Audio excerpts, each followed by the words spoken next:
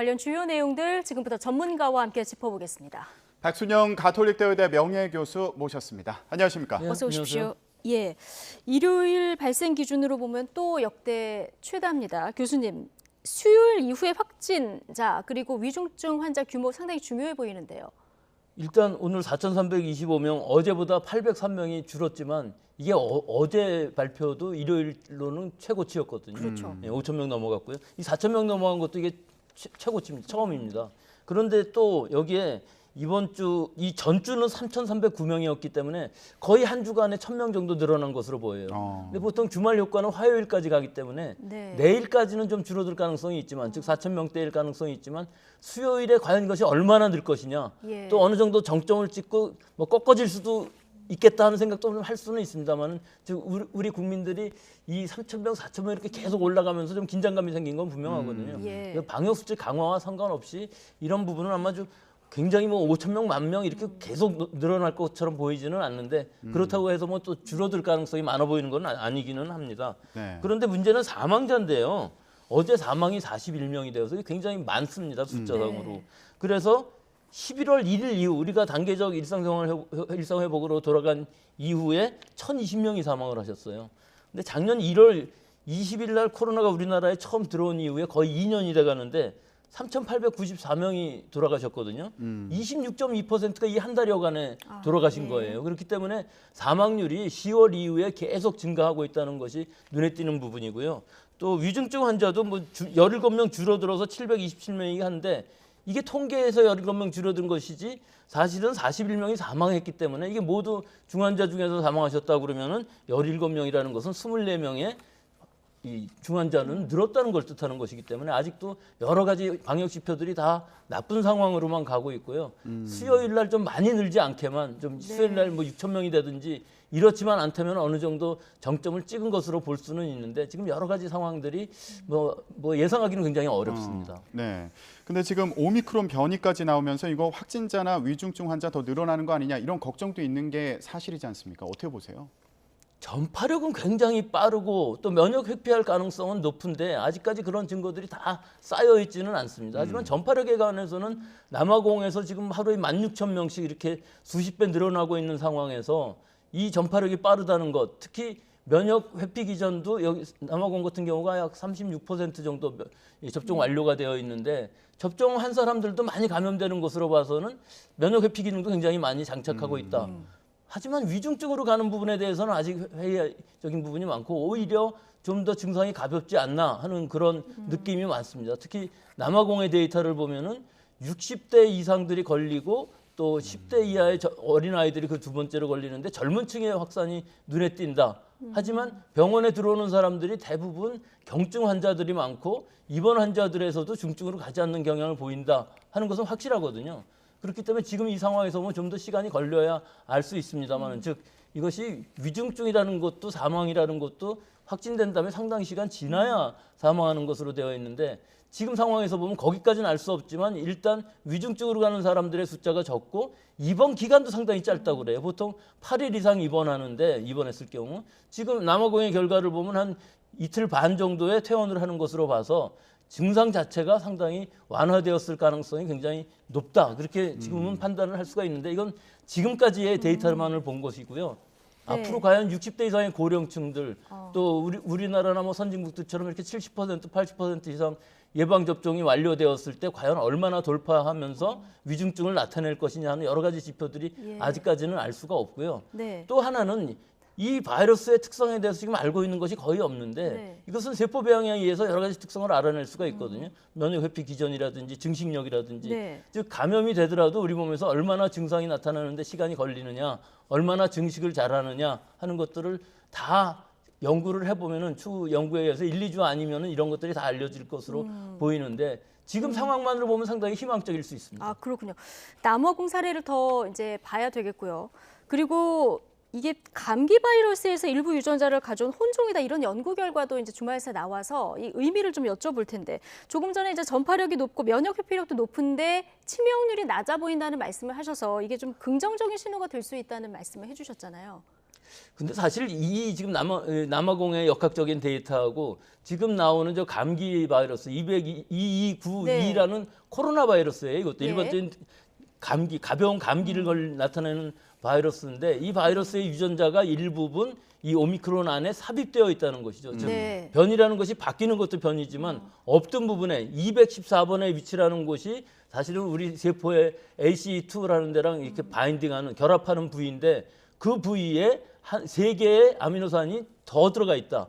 이것이 결합력을 더 높여질 것이라는 것은 가능성은 있지만 사실 아직까지 실험적으로 밝혀진 것은 아니고요. 예. 정보에 의해서 비교 분석을 해보니까 다른 변이주들에서는 그런 것들이 전혀 없었는데 이것이 유래가 감기 바이러스다 하는 것이죠. 그렇기 때문에 우리 몸의 세포 안에서 동시에 감염되었을 때 동시에 감염될 가능성이 없지 않아 있습니다. 감기 바이러스랑 감기의 코로나 바이러스랑 이 오미크론이 같이 감염되는 것은 아니고 그 전에 바이러스가 예. 감염되면서 오미크론이 그 안에서 생겼을 가능성이 있다 하는 것인데 아직까지는 실험 실적 연구 결과를 좀 더 봐야 알 수 있습니다. 예. 그러니까 감기 바이러스가 일부 섞여 있는 혼종이어서 잘 퍼지지만 증상은 가벼울 수 있다. 이렇게 이제 처음에 이해를 했는데 이게 아직은 그렇게 확답하기는 어렵다 이런 말씀으로 들리고 또 한편에서는 고령층 같은 경우에 만약에 감염됐을 때 어떤 증상이 나타나는지 좀 더 지켜봐야 된다 이런 얘기도 있더라고요. 맞습니다. 60세 이상에 또 면역이 되어 있는 감염이 된 적이 있었든가 아니면 예방접종에 의해서 면역을 얻었든가 이 사람들에서 어떤 가능성이 있는가를 알아내야 되는데요. 실제 역학조사를 보면은 재감염 사례, 그 전에 있던 바이러스에 감염되었던 사람들이 완치된 후 3개월 이후에 재감염되는 사례를 보면 훨씬 더 높았다고 그래요. 네. 그래서 면역 회피 기능은 분명히 있는 것으로 보이지만 이것이 과연 병독성, 즉 치명률이 얼마나 더 높아질 것이냐 낮아질 거냐에 대해서는 지금으로 봐서는 더 낮아지는 경향이 있는 것으로 보이기 때문에 조금 더 실험이 필요하고 대규모의 이게 임상 역학 조사에 의한 그 데이터가 필요한 시기이기 때문에 지금 판단하는 것은 아직 이릅니다만은 여러 가지 정황 증거로 보면은 일단 이 예방 접종이라는 것이 위중증으로 하는 것을 막아줄 가능성이 높다 하는 것 같아요. 특히 사망이라든지 또 접종 후에 3차 접종까지 받았을 때에도 돌파 감염이 일어나긴 했지만 증상은 거의 없었다. 이게 미국의 미네소타 환자의 경우거든요. 뉴욕에 방문했다가 돌아갔는데 오미크론에 감염이 되었고 증상이 잠깐 나타났다가 없어졌다는 거예요. 그렇기 때문에 적어도 예방접종, 특히 추가 접종까지 한다면, 3차 접종까지 한다면은 이 오미크론에 의해서 위중증으로 가는 것은 막아줄 수 있지 않나 이렇게 예상해 볼 수 있습니다. 예, 지금 오미크론 오늘 보니까 12명이 추가 확진이 돼서 24명이 오미크론 변이 이제 확진으로 판정이 났고요. 지금 지역사회 N차 감염이 현실화될까 이게 가장 걱정이 되는 상황 속에서 대학에서도 지금 의심 사례가 나왔거든요. 근데 20대들은 활동량이 많기 때문에 좀 이 부분도 좀 주목해서 봐야 될 것 같은데요. 예, 활동량뿐만 아니라 여기서 우리가 아쉬운 점은 일단은 처음에 입국할 때 검역에서 걸러내지는 못하는 상황이잖아요. 하루 지났을 때 진단검사에서 나왔습니다.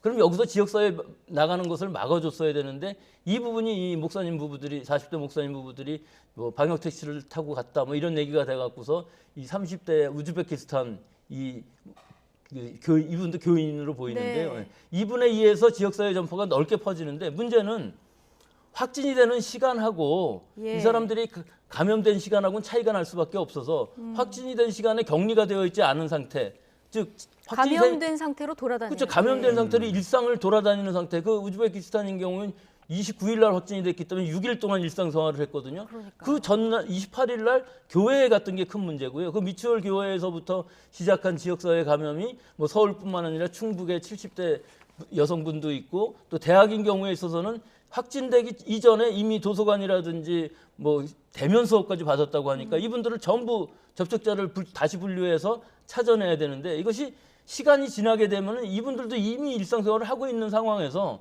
지역사회 N차 감염은 막을 수가 없는 거죠. 그렇기 때문에 이 확산 속도보다 역학조사 속도가 빨라야 되는데 예. 지금은 역학조사 속도가 늦기 때문에 이 지역사회 감염은 현실적으로는 아마 막기는 어려워 보이고 며칠 더 지나게 되면 이제 처음에 어디서부터 생겼는지 알 수가 없는 상황이 되기 때문에 오미크론만을 찾아내기는 더 어려워지죠. 지금은 확진자, 접촉자들의 확진자를 찾아내서 오미크론 변이를 확인하면 되는데 앞으로는 확진자 중에 그 많은 확진자, 지금 5천 명씩 나오는 중에서 찾아낼 수는 없기 때문에 그 다음에는 미궁에 빠지는 거겠죠. 예. 그렇기 때문에 지금은 정밀하게 광범위하게 진단 검사를 해서 이 접촉자들을 좀 더 빨리 찾아내는 시간적인 시급성도 분명히 있습니다. 네. 그러니까 확진자가 광범위하게 나올 그런 가능성에 대해서 우려하고 있는 상황인데 그렇다 보니까 이거 오미크론용 백신 새로 만들어야 되는 거 아닌가? 그거 새로 맞아야 되는 거 아닌가? 이런 생각도 들거든요. 예, 그럴 가능성도 충분히 있죠. 근데 지금까지만의 결과를 보면은 그렇게까지 많이 떨어질 것 같지는 않아 보여서요. 2차 접종까지 마쳤을 때 위중증화율, 사망률을 상당히 낮출 수 있을 것으로 보이고 더구나 이제 추가 접종인 경우에 있어서도 지금 개발되어 있는 이 백신을 갖고 추가 접종을 함으로 해서 항체가를 굉장히 높여준다면은 예방 효과도 더 있을 것으로 보이기 때문에 이것을 위한 새로운 백신을 개발하는 건 아직까지는 좀 가능성은 낮다고 보지만 실제로 그 결과 자체가 상당히 돌파 감염이 많다면은 추가 접종으로서는 개량된 백신을 만드는 것이 맞겠고 미국에서도 이 승인은 빨리 해준다고 하니까요. 예. 예, 실제 임상 시험을 하려면 굉장히 오랜 시간이 걸리는데 이 새로운 개량 백신의 경우에 있어서는 가능한 한 빠른 시간 내에 예, 효과와 뭐 안전성에 상관없이 이미 개발되었던 백신이기 때문에 그 유전자 부분만 바꾸는 거거든요. 그러니까 그 부분은 앞으로 어떻게 될지는 모르겠습니다. 예. 그리고 앞서 교수님께서 잠깐 언급을 해주셨는데 그 남아공에서 오미크론 변이의 영유아가 특히 취약할 수 있다 이런 그 우려가 나오기도 했는데 사실 국내의 경우 영유아는 백신 접종 대상도 아니라서 지금 요 또래 아이들 있는 부모들은 굉장히 걱정이 많으시거든요. 11세 이하인 경우 우리나라에서는 예방 접종을 할 수가 없죠. 예. 일단 12세 이상은 할 수가 있는데요. 뭐 전 세계적으로 봐도 5세까지는 할 수 있지만 5세 미만의 아이들이 감염되었을 때는 사실 예방은 불가능한 상황이죠. 그런데 이 남아프리카 공화국에서의 그 여러 가지 역학 데이터를 보면은 이 영유아들에서 상당히 이 감염률이 높다는 거예요. 네. 하지만 이 아이들이 위중증으로 갔다는 보고는 아직까지는 없기는 한데 숫자 자체가 60대 다음으로는 이 영유아층이 많아진다는 거기 때문에 역학조사 결과로 보면은 이것이 어떻게 더 젊은 층에 더 적합화된 바이러스로 된 것이 아닌가 그런 느낌이 드는 부분이 분명히 있고요. 네. 사실 고령층이 더 위험하긴 하지만 어린아이들의 경우에 있어서도 0세에서부터 1세 사이에는 면역력이 약하기 때문에 감염되었을 경우 아무리 약한 바이러스를 할지라도 이 연령층은 굉장히 위험할 수 있습니다. 그런데 뭐 때 맞춰서 미국에서는 일라이 릴리의 그 항체 치료제 칵테일을 전 연령으로 확대했기 때문에 0세에서 1세까지 치료할 수 있는 방법이 생기긴 했는데 치료제. 예. 예, 치료제인 경우에 있어서는 이건 칵테일입니다. 예. 모노크로널 안티바디가 아니고 뭐 효과는 분명히 떨어질 겁니다. 이 오미크론 경우에는 좀 변이가 많이 생겼기 때문에 하지만 일단 치료제 무기가 생겼다는 게 굉장히 중요한 의미가 있는데 예. 비해서 우리나라에서는 아직 승인한 적이 없기 때문에 이것을 사용할 수는 없는데 뭐 긴급 사용 이전에도 렘데시비르처럼 승인 이전에 임상에서 사용할 가능성도 없지는 않아서 만약을 위해서 0세에서 1세 사이에 감염되는 아이가 생긴다면은 치료제도 좀 고려해야 될 필요가 치료제 있습니다. 확보도 좀 노력을 해야 되겠군요. 예. 네. 자, 오미크론에 대해서 아직 모르는 부분이 많다 보니까 불안도 커질 수밖에 없는 그런 상황인데 그렇다면은 오미크론 그 특징에 대해서는 언제쯤이면 명쾌하게 알 수 있을까요? 명쾌하게 알기는 상당히 어렵죠. 지금 델타 바이러스도 명쾌하게 다 알고 있지는 네. 않거든요. 다만 전파력이 강했고 독성도 더 강해진 것이 델타 바이러스였는데 델타 바이러스보다 분명히 더 전파력은 강할 겁니다. 지금 여러 가지 임상 데이터가 뭐 7, 80%가 남아공에서 이 오미크론이 이미 우세정이 되어 있다는 걸 보니까 델타 바이러스를 밀어낼 가능성은 높은데 그렇다고 해서 전 세계적으로 우세정이 두세 달 만에 될 것이냐는 것도 아직은 예상이 어렵고요. 이건 실험실적인 여러 가지 연구들을 위해서 일단 알 수는 있습니다. 알 수 있는 기본적인 여러 가지 데이터들을 가지고서 여러 가지 가설들을 세우면서 연구를 하게 될 것이고요. 더 중요한 것은 이제 유럽이나 뭐 미국이나 여러 나라들에서 환자가 많이 생겼을 때 고령층, 특히 우리나라에서도 70대 환자가 충북에서 생겼기 때문에 이 고령층이 감염되었을 때 백신 접종 유무에 따라서 어떻게 거동을 하는지 이 바이러스의 증식이 그런 것들은 한 2, 3주 더 지나면은 그 경과를 알 수 있기 때문에 환자가 아직까지는 제한적이라 다 알 수는 없습니다만은 좀 더 지켜보면은 그런 것들도 차츰차츰 알아갈 수 있을 것으로 보이는데 뭐 지금 상황에서만 보면은 아직까지는 잘 알 수는 없지만 60세 이상이라 할지라도 이 증상은 상당히 약할 것이다 하는 것인데 이것이 또 여기에 맹점이 하나 있습니다. 아무리 약하다 할지라도 환자가 네. 너무나 많아지면은 그 안에서의 피해는 더 늘어날 수밖에 없는 거거든요. 위중증 환자 사망자가 예. 더 늘어나기 때문에 사실은 우리가 예방 접종으로 더 막는 것이 우선적인 것이고 이것이 접종을 안 해도 자연 면역이 되는 것은 이 저개발 국가들, 아프리카나 아시아의 국가들이 접종을 못 받은 사람들이 이 변이 바이러스에 의해서 넓게 퍼지면서 자연 면역이 생긴다면은 우리 인류의 집단 면역의 개념에 가까워질 수 있고 네. 그렇다면 종식도 기대해 볼 수 있다 하는 것이고 종식이 안 된다 할지라도 감기처럼 계절성으로만 간다고 해도 우리가 치명률이 낮다면은 지금 먹는 치료제가 있고 예방 접종이 있고 바이러스가 약하다면은 우리 인류의 축복일 수 있는 바이러스를 될 가능성이 없지는 않다. 네. 뭐 그 정도 얘기할 수 있습니다. 예, 자, 이 오미크론 변수까지 더해져서 오늘부터 방역 수칙이 다시 강화됩니다. 사적 모임 인원이 축소가 되고요. 또 방역 패스도 범위 연령이 확대가 되는 이런 상황인데 정부에서 내놓은 이 강화책 정도면은 어느 정도 효과를 언제쯤 기대할 수 있을까요? 글쎄요. 뭐 지난번에 비상계획을 일단 발동을 하면서 이 정도를 얘기했으면 내용상으로 큰 문제가 없었을 것 예. 같은데 비상계획은 사실은 발동하지는 않고 비상계획의 일환이라고 그랬거든요. 네. 근데 시간 제한을 하지 않고 영업 제한도 하지 않고 오직 모임 제한만 했죠. 수도권의 10명을 6명으로 줄이고 또 비수도권은 8명으로 줄인 정도인데 미접종자는 1명 포함해서입니다.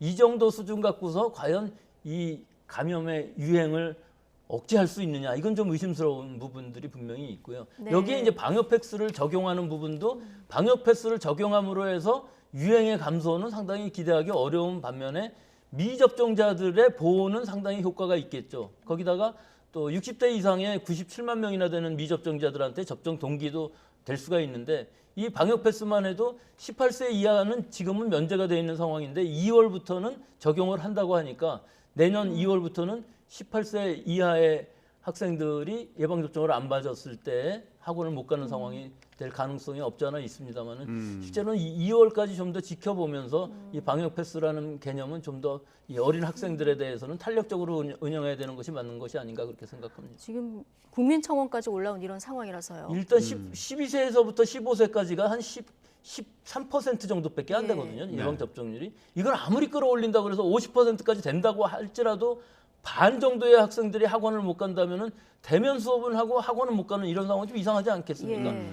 학교 가면 점심 때 밥도 먹고 하는데 학원에서 밥 먹는 사람 잘 없고요. 네. 마스크 그렇죠. 계속 쓰고서 학원에 있을 수는 있지만 밀집된 좁은 실내에서 장시간 머문다는 이 특징들이 있기 때문에 방역 패스가 필요한 건 사실입니다만은 모든 학생들에 적용하기에는 좀 무리가 있어 보입니다. 12세에서 18세 같은 경우에 감염률이 높아지면서 보호하기 위한 조치다. 정부에서는 이렇게 설명을 하고 있는데 아무래도 부모님들 입장에서는 걱정되는 부분이 있을 수밖에 없지 않겠습니까? 백신 접종을 고려할 때 좀 살펴봐야 될 부분이 있다면 뭐가 있을까요? 물론 부작용 사례들이 있습니다만은 사실은 12세부터 15세까지는 아이들이 체구도 작을 수가 있고 특히 12세는 초등학교 6학년이니까 그렇죠. 더구나 13세부터 15세는 중학생들인데 이건 접촉도 많고 접종률이 떨어지기 때문에 굉장히 많은 감염률을 나타내고 있는 상황이기 때문에 성인보다도 지금 감염률은 더 높습니다. 하지만 이 학생들이 전부 지금 접종을 받을 수 있냐 하면은 그거는 좀 학부모님들도 고려해야 될 부분들이 많이 있으셔 갖고서 12세부터 18세까지는 사실은 파이자의 전용량을 접종하는 데 비해서 이 11세 이하 5세부터 11세까지는 사실 3분의 1 용량만 접종을 하거든요. 네. 네. 이 용량 면에서만 봐도 부작용 우려가 더 커질 수밖에 없는 상황이 있어서 뭐 제 개인적인 생각으로는 초등학생인 경우에 있어서는 반용량이라도 맞출 수 있는 선택지를 주면 어떨까 하는 게 접종률을 높이는 데 도움이 될 것이라고 보고요. 예. 이 접종의 이득이라는 것은 사실 유행 상황에 따라 많이 다릅니다. 네. 아무리 어린 아이들이라 할지라도 경증으로 간다 할지라도 걸렸을 때 부작용이 오래 갈 수도 있고 성장기에 어린 아이들이 감염되었을 때 그 후유증이라는 것이 즉 성장에 어떤 영향을 미칠지 예. 또는 어떤 세포들에 영향을 미칠지에 대해서 많이 알려져 있는 것이 없기 때문에 네. 우리가 미지의 이런 위험도에 따라서도 접종을 해야 될 것은 더 이득은 더 많아지는 상황이죠. 예. 특히 지금 상황에서 보면 겨울이 되면서 대면 수업도 하고 뭐 여러 활동들이 있기 때문에 12세, 15세 사이의 아이들이라 할지라도 지금 상황에서 보면 한 번이라도 접종을 받는 것이 여러 면에서 좀 편한 점이 생길 수가 있고 이득도 생길 수가 있기 때문에 네. 부작용 사례를 유의해 가시면서 접종을 한번 받는 것도 좋은 선택지라고 네. 하겠습니다. 결국 뭐 내 아이의 상황까지 다 고려해서 부모님들이 최종 선택을 할 수 있게 하는 여러 길을 열어주는 게 중요해 보이는데, 자, 정부는 조금 전에도 들어봤습니다만은 추가 접종 중요성 계속 이제 강조하고 있는 이런 상황 아니겠습니까? 지금까지 뭐 60세 이상 5개월에서 4개월로 당겨서 맞을 수 있다 했는데 이제 사실상 성인들이면은 본인이 원하면 4개월 정도 되면 추가 접종을 할 수 있는 거죠. 단서가 붙어 있습니다. 네. 60세 이상은 4개월 이상이면 아무 때나 맞을 수가 있는데 예. 비해서 18세부터 59세까지는 2차 접종 완료 후 4개월이 지난 시점에서는 잔여 백신이 있을 경우 잔여 백신이 있을 경우 예. 그 잔여 백신이 있는 위탁 의료기관에 연락을 해서 예약을 하시고 그 잔여 백신을 맞으면은 파이자든지 모더나든지 선택해서 접종을 받으실 수 있습니다. 그렇기 때문에 60세 이상은 뭐 항상 4개월 지났을 때 아무 때나 받을 수 있는데 문제는 60세 이상 74세까지 아직 접종 시일이 안 됐다는 거예요. 네. 12월 10일이나 지나야 4개월이 지나는 시점이기 때문에 사실은 이 부분에 있어서 60대 이상의 접종률이 아직 떨어지고 있는 부분들은 접종 시기가 안 됐다는 것과 18세에서 59세 사이도 사실은 접종이 지금 늦었기 때문에 12월 달에 접종을 받을 수 있는 4개월 지나는 사람들은 그렇게 많지 않을 겁니다. 아마 내년 1월쯤 되면은 생기기 시작을 해서 18세에서부터 59세까지 사이에 네. 있어서도 잔여 백신의 경우에 있어서는 선택해서 접종을 받을 수 있다. 잔여 백신이 있는 경우 이렇게 되겠습니다. 네, 정부에서는 추가 접종을 맞아달라 이렇게 독려를 하고 있는 상황입니다만은 또 시민들 입장에서는 요거 백신 맞았을 때 후유증, 면역 반응이라고 해야 되나요? 이게 참 힘들었던 기억 때문에 고민하시는 분들도 계실 수 있고요. 그리고 일부에서 부작용 사례도 이제 소개가 되고 하니까 걱정되는 분들도 있을 것 같거든요. 그 제가 생각할 때 두 가지로 나눌 수가 있는데요. 꼭 맞으셔야 될 분, 60대 이상이면은 추가 접종은 꼭 맞으셔야 되고요. 50대 정도만 되더라도 위험도가 높기 때문에 추가 접종이 꼭 필요한 데 비해서 18세부터 49세 사이라 하면은 자기가 부작용 우려돼서 좀 맞기가 꺼리낀다 하면은 안 맞는 것도 괜찮고 맞는 분들은 기저질환이 있으신 분들은 꼭 맞아야 되고요. 뭐 자기가 몸이 좀 약하다든지 또는 좀 불안하다든지 할 때에는 다 맞아야 되는 상황인데 일반적인 건강한 면역력을 갖고 계신 분들이 2번 다 접종을 받았는데 굳이 3차 접종까지 해야 되냐 하는 것은 아직은 논란의 여지가 있기 때문에 다 가능하게는 해놨지만 자기가 맞고 안 맞고는 사실은 방역 패스를 가지고 6개월이라고 하는 거 추가 접종까지 하는 거는 좀 과도하다고 보기 때문에 18세, 49세 사이에 있어서는 본인의 선택에 의해서 접종을 받아도 뭐 크게 문제는 없을 것으로 보입니다. 예. 자, 지금 병상 가동률도 비상이라서 이 병상 부족 사태 해결하기 위해서 재택 치료를 기본 원칙으로 하겠다 정부가 이렇게 밝히지 않았습니까? 오미크론 감염자에 대해서는 그런데 연령이나 중증도 관계없이 의료기관이나 생활치료센터에 입소하도록 하겠다 이렇게 밝혀서 일각에서는 지금 좀 약간 형평성 문제가 있는 거 아니냐 이런 지적도 있는데요. 어떻게 보십니까? 이게 형평성의 문제가 아니고 방역이죠. 방역입니까? 네, 방역이죠. 오미크론이 지금 특성을 알 수가 없지 않습니까? 예. 전파력은 굉장히 강해서 이게 얼마나 퍼질지 알 수 없기 때문에 강력하게 격리를 시켜야 되겠죠. 즉 시설 격리에 의해서 지역사회 전파가 일어나지 않게끔 일단 한 다음에 서서히 이제 우리가 데이터를 나오는 것을 보면서 완화는 할 수 있습니다만은 지금은 검역뿐만 아니라 지역사회에 나오는 환자라 할지라도 철저하게 지역사회에 퍼져나가지 않게끔 할 수 있는 이런 격리는 필요한 시기라고 보고 적절한 조치라고 봅니다. 아, 이거는 방역상 불가피한 조치다. 오미크론 특성을 지금 알 수 없기 때문에. 예. 네. 근데 이런 얘기가 나오는 이유가 병상 부족 얘기가 계속 나오기 때문일 텐데 지금 병상 가동 상황 어느 정도라고 봐야 되나요? 뭐 거의 다 찼다고 볼 수가 있겠죠. 계속 나오는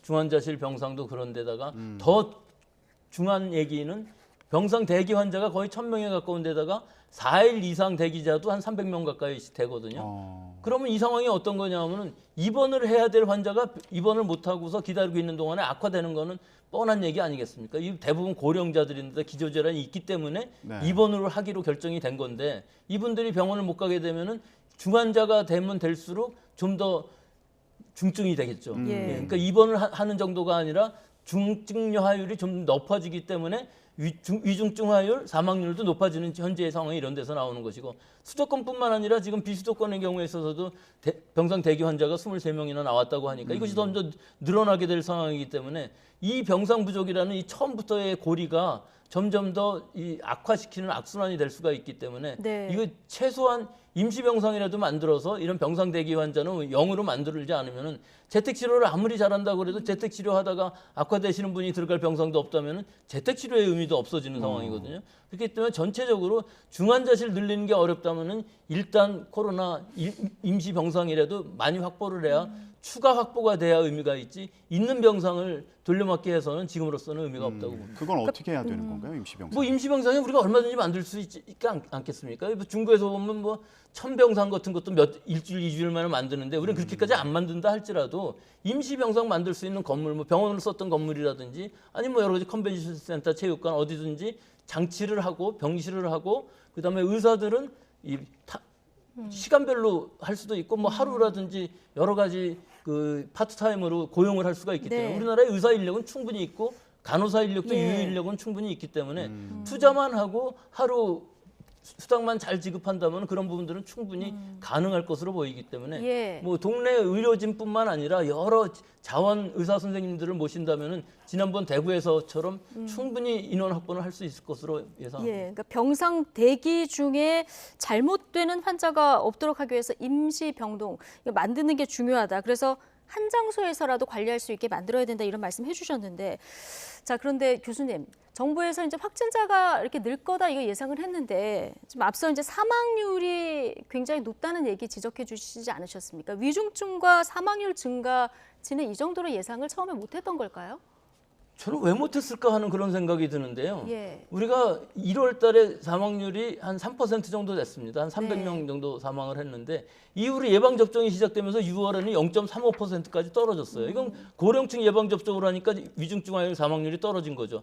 하지만 6, 7, 8, 9 가면서 이 사망률이 떨어지지는 않았습니다. 그런데 문제는 10월 달에 가면은 이 사망률이 0.67%까지 올라가고요. 네. 여기 300명 이상 사망을 합니다.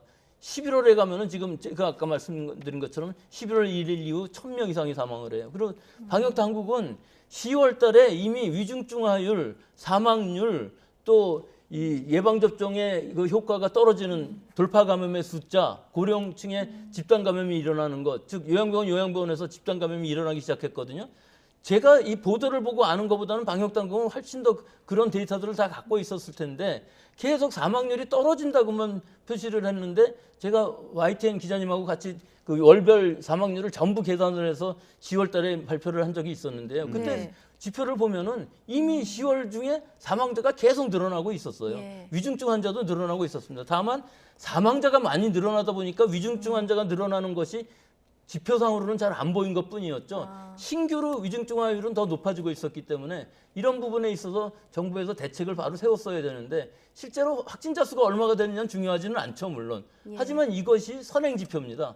확진자 중에서 입원하고 위중증 가고 사망하는 것이 시기별로 나오기 때문에 후행성을 나타내기 때문에 이 부분에 있어서의 파악은 굉장히 중요했다고 보고 방역 당국에서는 이런 부분은 좀 실패한 예라고 볼 수 있는 것이 10월 달에 이런 상황이라면 11월 1일에 이 단계적 일상 회복으로 가는 거를 좀 시기적으로는 그렇지만 완화의 폭은 너무 크지 않았습니까? 예. 이렇게 크다면 확진자가 늘어나는 것뿐만 아니라 위중증화율 사망률이 떨어질 가능성은 없기 때문에 굉장히 위험했다고 볼 수 있죠. 알겠습니다. 방역 당국 좀 선행 지표들 꼼꼼히 분석하는 노력 필요해 보이고 개인들도 방역 수칙 다시 한번 좀 잘 지키는 이런 마음가짐 가져야 되는 시점이 아닌가 싶습니다. 백순영 가톨릭대 의대 명예교수와 함께했습니다. 오늘 고맙습니다.